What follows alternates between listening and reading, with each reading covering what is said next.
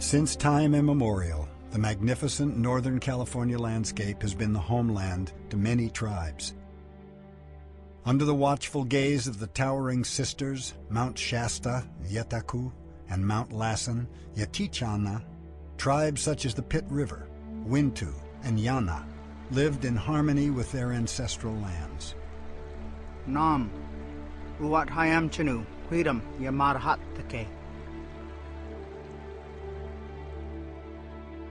The land was bountiful, with great supplies of deer, salmon, and acorns, providing all that the people needed. Each tribe was distinctive, with their own traditions, beliefs, art, and language. They also had their own governments and established relationships with other tribes, ensuring respect for tribal boundaries and hunting grounds.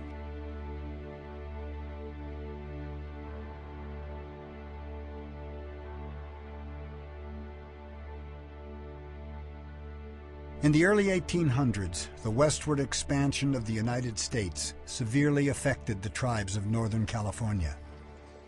Masses of settlers, or Niladui, invaded their homeland, bringing unfamiliar customs and disease. Entire families, and in some cases, entire tribes, were wiped out. In 1848, gold was discovered at Sutter's Mill, starting the California Gold Rush and bringing catastrophic changes to the Indian way of life. Rivers and creeks became polluted, destroying fish habitats as miners washed entire hillsides into the waterways, searching for gold. Ranchers claimed vast expanses of land to be their own, building miles of fences to keep their cattle in and the tribes out. Political affairs were confused and chaotic at the time. There were no governmental regulations to ensure the proper treatment of the Native Americans. This resulted in countless atrocities being committed against the Indian people. In 1850, California became a state. One of the legislature's first decisions was passing the Act for the Government and Protection of the Indians.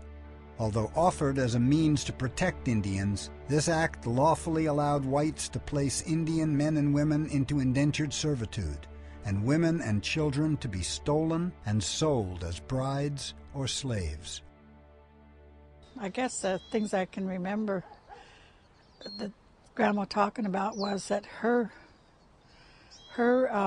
mother and her mother's sister were picking berries over in probably late summer. I guess they were young women or young girls, probably 15, 16 or whatever, and they were taken by two white guys, sheep herders, and then they were taken to Pasquena, and then they eventually married them. That's how my grandmother came from that area. So. But they just stole them, I guess. My grandmother, she was our original distributee, Mildred Amelia Philpott Rhodes. Her Wintu name was Tatshata, which meant a valley strewn with strong oaks. And she come from Winnemem people on her mother's side, Norilmak people on her father's side. Her great-great-grandmother was Mary Crockett, who was purchased out of indentured servitude by a Caucasian male when she was 14 years old and he was 34. He paid her fine of, I think, $18 and got a wife. In addition to permitting forced labor, the California state government officially sanctioned the genocide of Native American tribes. In his 1851 message to the California legislature, Governor Peter Burnett stated, "A war of extermination will continue to be waged between the two races until the Indian race becomes extinct." Rewards were offered for the scalps of Indian men, women, and children. Entire tribes were massacred through organized hunting parties and ambushes. When they were massacring people along the Sacramento River, which is the Yana people in the southern part of the Sacramento River, the Yanas would escape if it was at night. And in this case, one father grabbed one of his girls and they swam across the river, and then they fled into the Pitt River territory and married into my mother's family. That's why they're Yanas. Nobody talked about it because they were afraid somebody to come and massacre them. You know, if they were all being destroyed and killed, well then you just didn't talk about it. Killings on this scale were unprecedented within tribal history. 2/3 of the population were wiped out, and the tribes of Northern California were on the brink of extinction. Those who survived became homeless in their own homeland, living only in places the white settlers did not want. The federal government began to recognize the plight of the Indian. In an effort to offer protection, agents from the state were authorized to make treaties. Unfortunately, many of these treaties were never ratified by the federal legislature, and promises made to the Indians were neglected or broken. Confusion and disagreement between the federal and state governments continued. Indians tried to comply with regulations, however, they could not rely on unity from these governments. In the late 1880s, the federal government took action to refocus Indian policy away from extermination and toward teaching them to fit in within the white culture. In order to do this, a system for federal Indian schools was instituted. This resulted once again in children being taken from their families. They were sent to far-off regions, supposedly to be taught English and vocational trades. Instead, girls were taught to be house servants and boys taught to be farm hands. In order to strip students of their culture, they were given new, civilized names, had their hair cut, and were dressed in uniforms. They were strictly forbidden from practicing their own spirituality or speaking their native languages. If they were taken out of the home, then they no longer spoke the language because they were prohibited from speaking it. And so it was lost.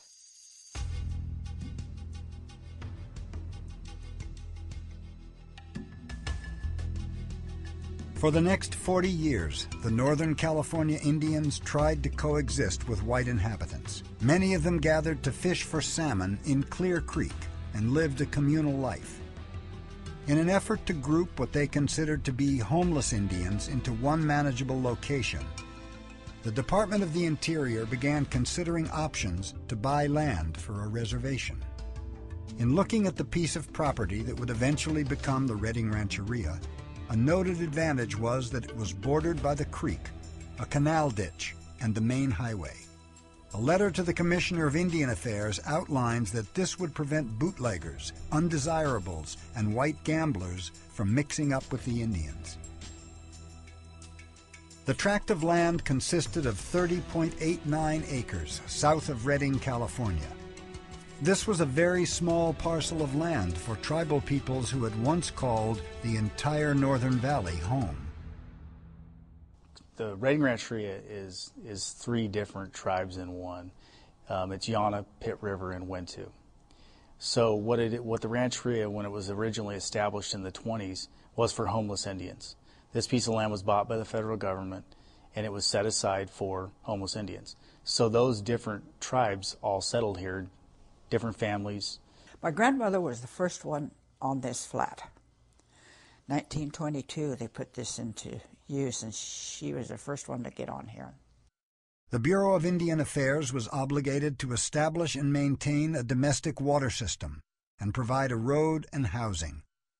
However, they only built a handful of substandard houses and failed to fulfill the other obligations.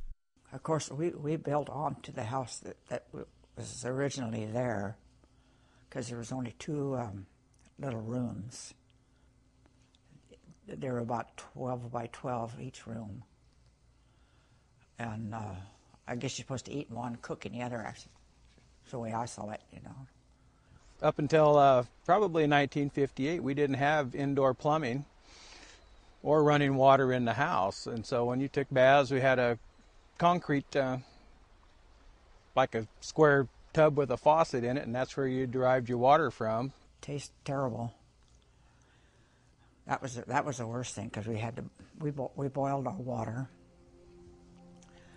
and then of course we didn't have any electricity, so we used wood for heat, wood for cooking, and that means we chopped wood continually.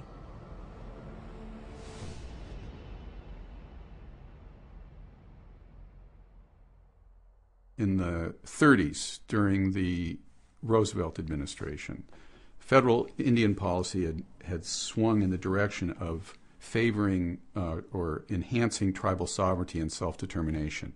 It was part of the Indian New Deal, and the idea was that the federal government should encourage and promote Indian communities as separate communities so that they could exercise some level of self-determination over their own lives, and through that they could improve their lives. Congress began to question whether tribal sovereignty was the way to go, or whether they should try to assimilate Indians into the larger white society.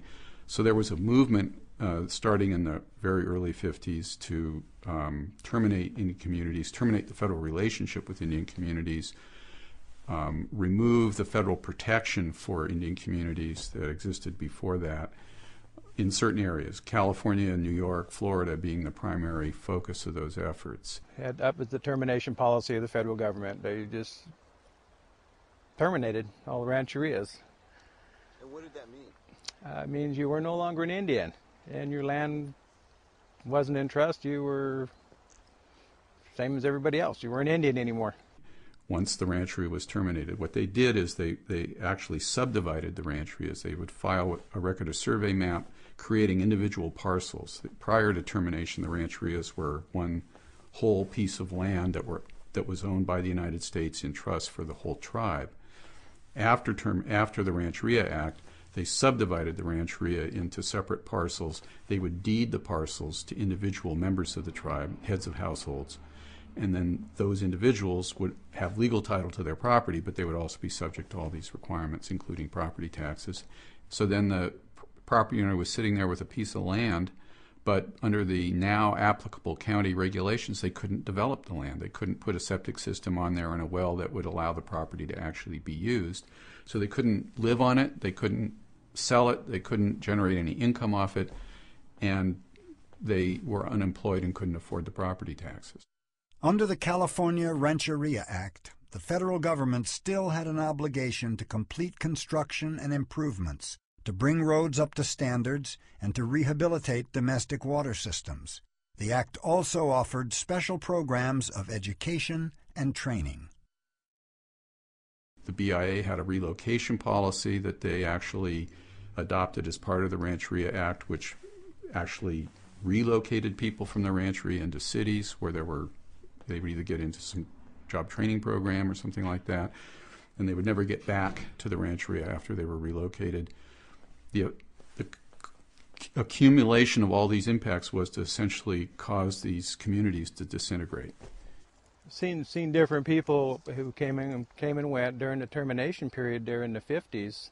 Some people left and sold their property or lost it for tax reasons, and there was some changes there. Like I say, a lot of the people, majority though, did hang on and stay here. Those who stayed and kept their lands were able to put it back into trust. In time, tribes began to use the same legal system that once discriminated against them as a tool to challenge the federal government's actions. Because the federal government did not provide adequate water and road systems as required by the California Rancheria Act, the tribes claimed they were not legally terminated. The landmark case regarding this matter, Tilly Hardwick versus United States of America, is a case that directly affected the Redding Rancheria. It sought to set aside those terminations and restore federal recognition for those Indian communities. It resulted in a judgment for 17 of those communities that were restored and regained their federal recognition. As one of those 17 tribes, the original landowners of the Redding Rancheria were once again recognized as Indians. There were what were called original distributees, which were the people who were originally here at that time, make up the core of the Redding Rancheria. So for instance, my grandfather was an original distributee, so any of his descendants become members of the tribe. They were now federally recognized tribes again, and that they had a government-to-government relationship with the United States. So we restored their status as a federally recognized tribe. That was probably the most important thing, as it turns out. Reinstating their sovereignty did not automatically reverse the impacts of a history filled with hardship. The relationship between Indians of the Redding Rancheria and the larger community was very bad.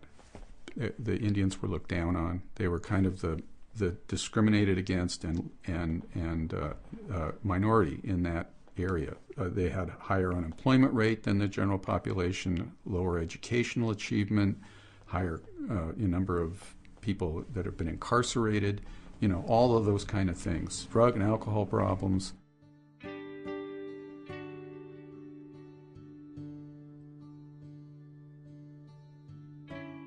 In addition to dealing with these external perceptions, reestablishing internal tribal government structures was not an easy process. Nobody knew what the hell a constitution was. I mean, really, to put one together was difficult.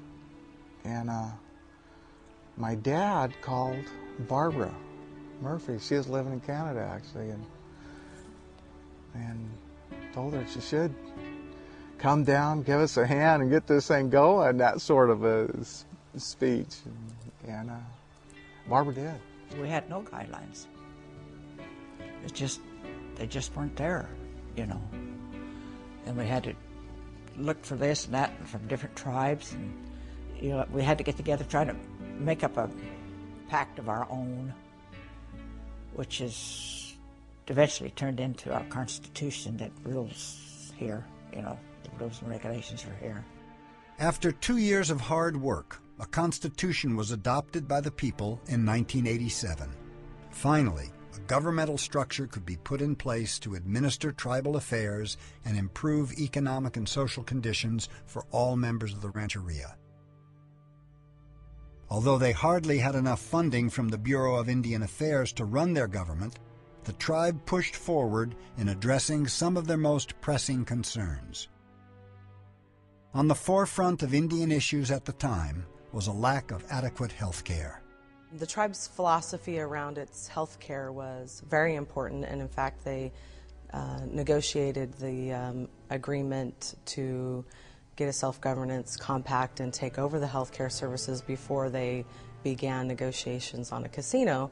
So the tribe really felt like health care was a huge priority, and they needed to start there to make sure their people are getting the best care that they can. And we've continued to do that. We have some of the best doctors and physicians. Another example of the tribe's resolve came in the form of members taking joint responsibility for providing the road and water system that had so long been neglected by the federal government. By securing funds from Indian Health Services, the tribe was able to drill new wells and construct a new watering system to serve community homes and tribal offices. Anyway, it was not very good to drink. Wasn't good to drink to start with, but as I think they dug another well a little bit deeper, but that didn't do any good, so they moved down here to the middle of the place and built this in here, and I think that in there runs down 196 feet. And then that's where they got the methane gas, I guess, started coming through. They shut it down. With little funding, the Rancheria continued to work on improving conditions for their people.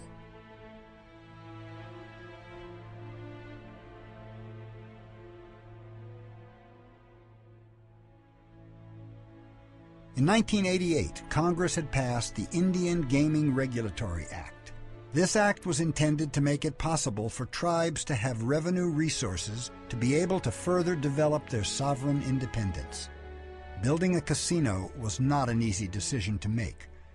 The tribal government deliberated over issues such as potential liability and future legislation. The casino had to be built on trust lands, So there was also a question of where to build on the 30 acres. Someone would have to give up their home. My dad is Art Hayward, and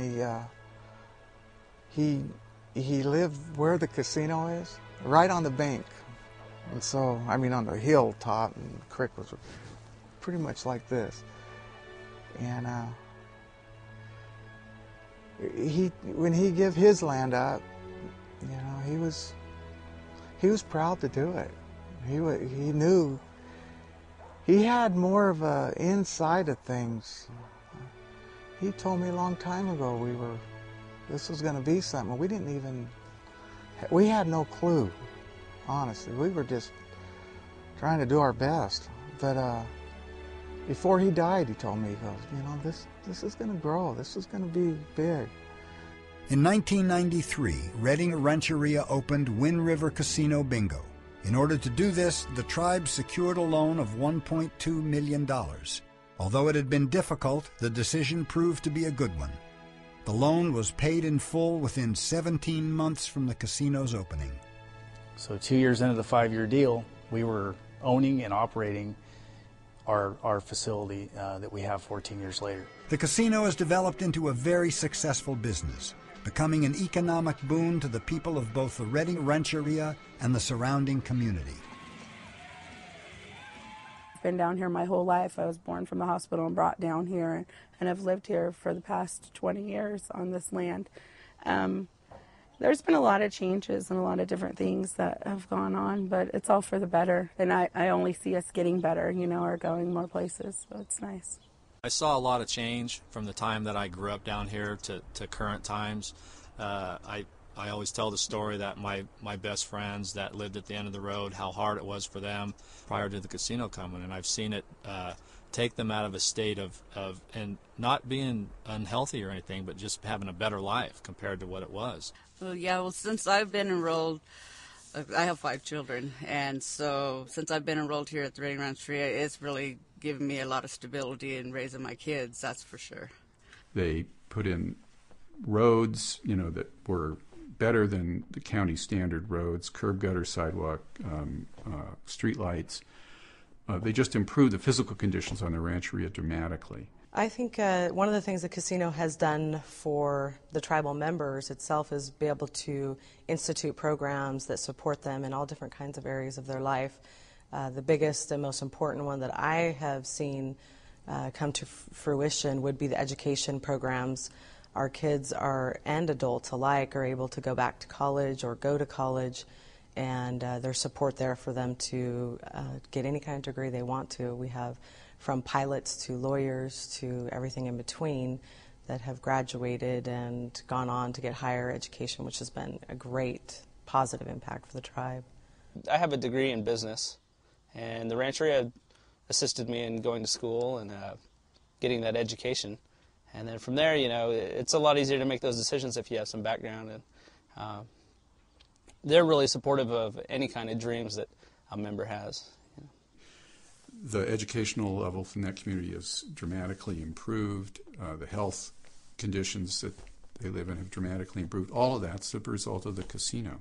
But it's done a great deal more than just, in my opinion, it's done a great deal more than just make their material lives better. It's given them self-respect, and it's given them respect in the community, and it's changed the whole relationship between that Indian community and the larger Shasta County community.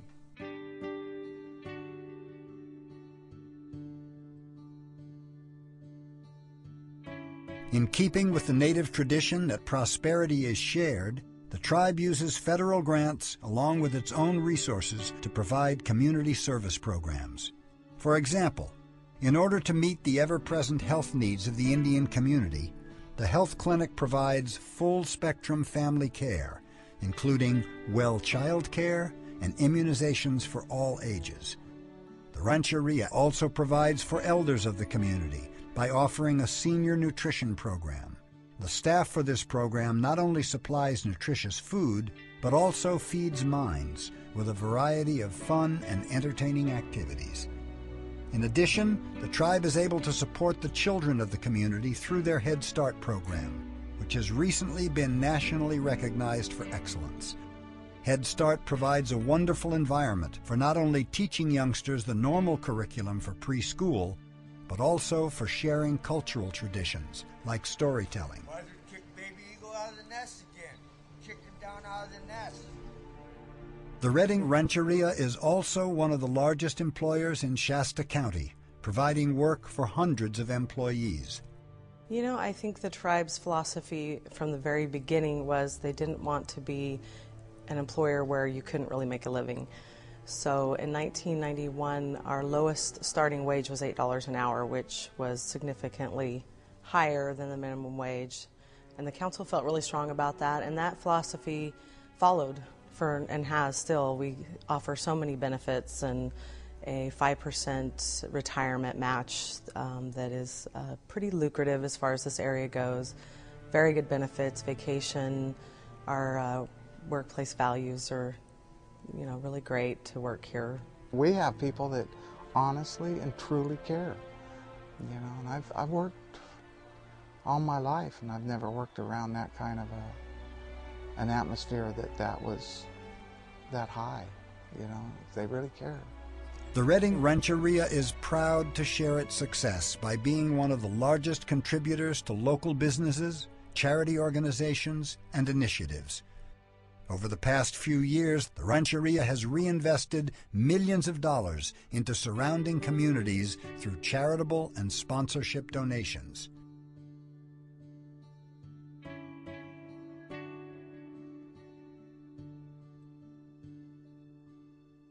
A lot of hard work and dedication has given the tribe and its membership the resources to help the Redding Rancheria grow and secure a solid future.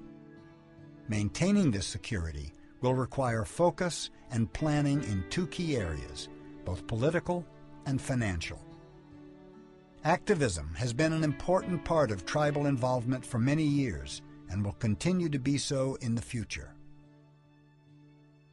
My grandma, she was a little woman, probably not even 5 foot, but she was rough. She fought and fought for a good 40-some years of her life. They were fighting with the Pit Rivers to help regain the ancestral land of the Pit River people. She sat on all kinds of boards and everything, and even up to her, when she was dying, she was fighting for Indians.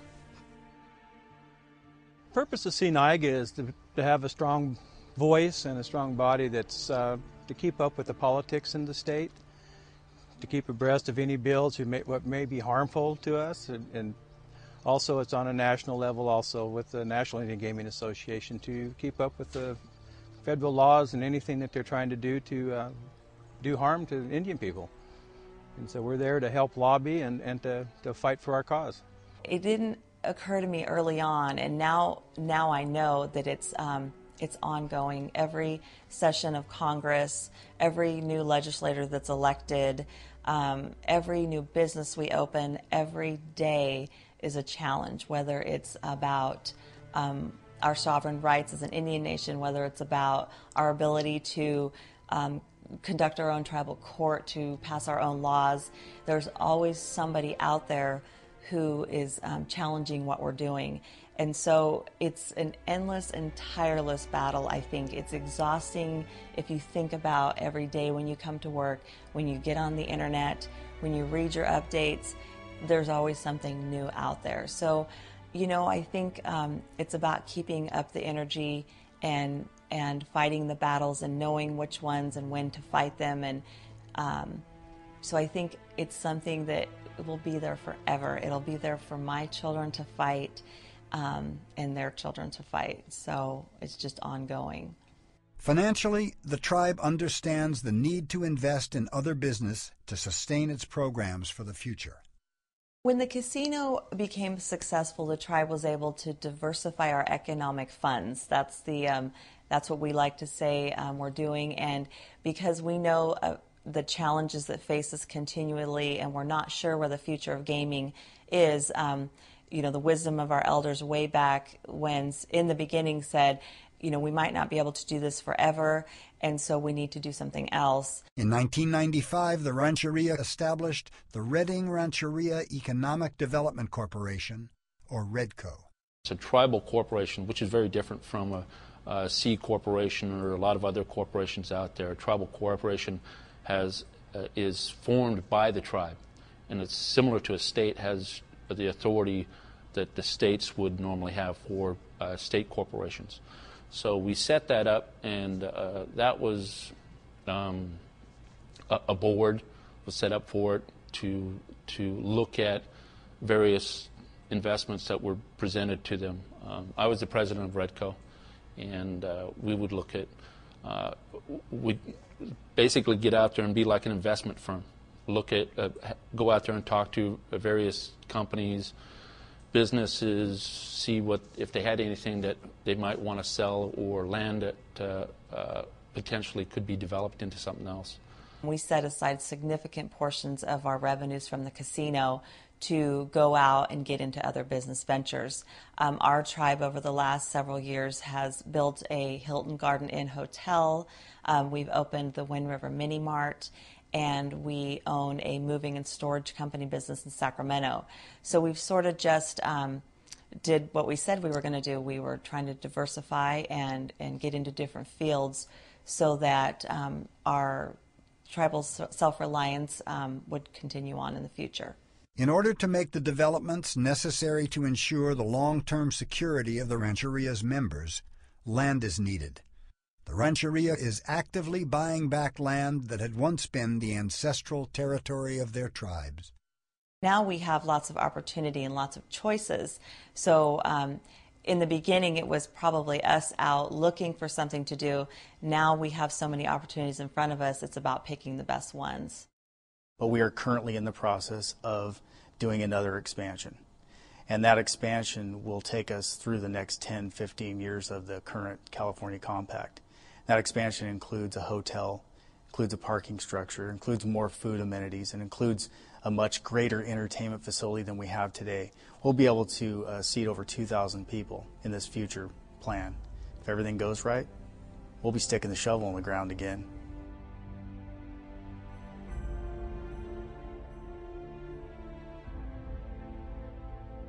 The Redding Rancheria is nurturing a new heritage of economic success, so future generations will never have to endure the hardships of their ancestors. Tribal members understand the importance of honoring the past while handing down tribal traditions and responsibilities from generation to generation. Everything has a life, including rocks, trees. Everything has a spirit. We're just a part of that. We're no better, no less.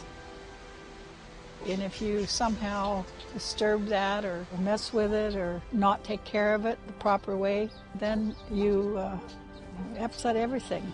Tribal responsibility for proper care includes an obligation to be involved in the protection of sacred sites, such as the successful protection of Mount Shasta and the continued struggle to protect Medicine Lake. It also involves ongoing work toward the repatriation of ancestral remains. An example is the joint effort of the Redding Rancheria and Pit River tribes to bring home the remains of Ishi, who was believed to be the last of the Yanayahi. The tribe is dedicated to their youth by ensuring that they know who they are, by instilling their tribal traditions, customs, and ancestral languages, while also making sure they have the tools necessary to succeed in their contemporary communities. By developing their young, the Redding Rancheria is ensuring that the flame of their unique cultural heritage and spirituality is kept alive. In passing down these traditions, the tribe will rekindle the fire in honor of their ancestors before them, their people today, and generations yet to come.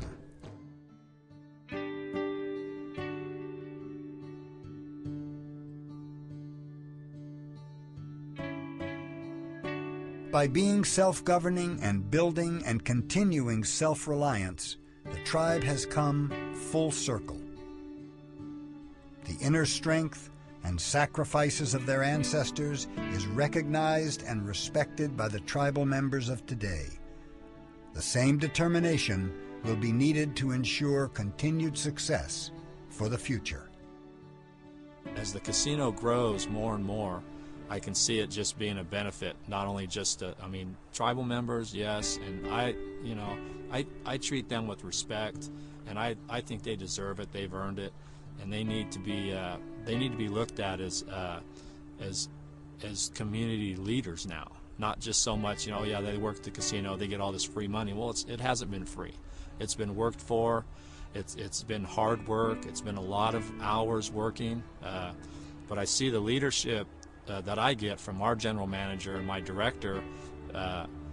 That's the point is they never talk about me or I. It's always about the tribe and the business, and that's why the success is so great for everyone, because you have people in leadership roles that aren't selfish and think about themselves. They're always thinking about the tribe. When you talk of responsibility, I think it's a responsibility to let the younger people know where we came from and who we are, and to thrive and make use of these gaming dollars that we have, because the education opportunities are endless for them, and the opportunity to go and see this world and see how other people are, and realize what a great thing it is that we have, and to make the most of it, and to prepare our grandchildren, and hopefully we can continue on to tell them where we came from. If we think about the future, to me, it's about healthy and balanced families. It's about self-reliant members. It's about honoring and listening to the wisdom of our elders. We always say that everything we do is for our children or for the seventh generation. And so I think if everything we do and all of the decisions that we make, keep that in mind, and keep in mind that it's not for the benefit of me today. It's about leaving behind something for the future of our children. Now that we've kept our tribe going, we can look to the future, but we have to look to the future by looking into the past. Grandfather, hear the voice of my heart today. To all my relations who were born to the people of this land above this beautiful creek called Clear Creek. Creator, you blew life into the spirit of our tribe, and our history will be written upon this creek. Our tree of life was planted here, and like the tiny ripple in the water, it grows and grows. I will always sing to the spirit of this creek. This beautiful creek was my health and my paradise as a child, and the salmon were so thick in the water. Now I realize the waters need help, and with your blessings, let me answer that call. Let me rise above the adversity, and to be there to fight when the ancestors cry out from their resting place. The Watu Alo, the umbilical cord that connects us to our mother and to our Mother Earth and our universe, remains connected and flexible and shall never be severed. Grandfather, we will count your blessings through our children. Your blessings are many, and we shall be one, and so our spirits will forever dance upon this land. All my relations.